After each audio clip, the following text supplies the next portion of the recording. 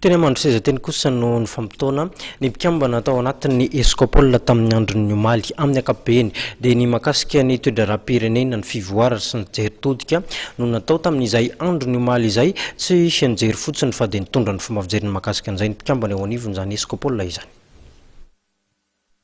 Bloqué ny escopole izay natao androany moa zany dia anafahana zany namaritra ndray ny lalana tokony hozoron'ny escopole manaraka satria raha ny lalana izay efa nizoron'ny escopole hatramin'izao zany dia nametrahany escopole hatrany maha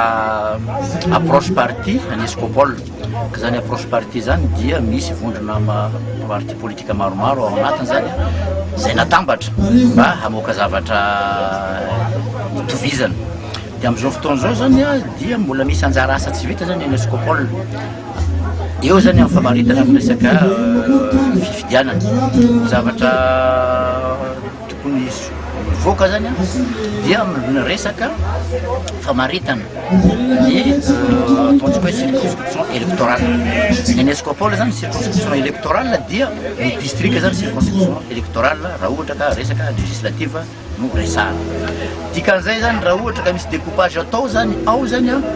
dia tsy mipetraka tsony zany le découpage atao au niveau ny district ohatra natao taloha hoe ity niveau A ty niveau B zay zany tsy mipetraka satria na le lalana ny lanina aza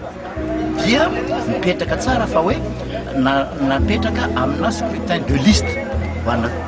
toerana anankiray izay mihoatra ny 150 000 habitants dikan'izay raha ohatra ka mety mahazo roa izy mahazo telo izy dia tokony circonscription électorale anankiray fa tsy hoe vakina roa na vakina telo ray zany le district zay zany tsokevitra anankiray tiany escopole apetraka dia manaraka an'izay dia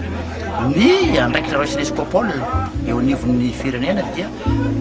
tokony hibanjina hatrany anaramaso ny zavatra efa tsara vita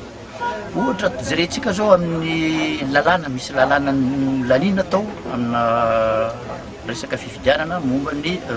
resaka législative zay ihany na tsikatra zay fa tsy le zavatra nitapahana sy lany teny anivon'ny congrès ny tetezamita no voasoratra am'le tahirin-kevitra lasany francophonienne fa mbola le anankiray bouillon anankiray zay napetraka manjary mifangaro ny plus forte moyenne sy ny plus fort reste dia tsy hitan'le olona tsy no raisa am'izay fotoana zay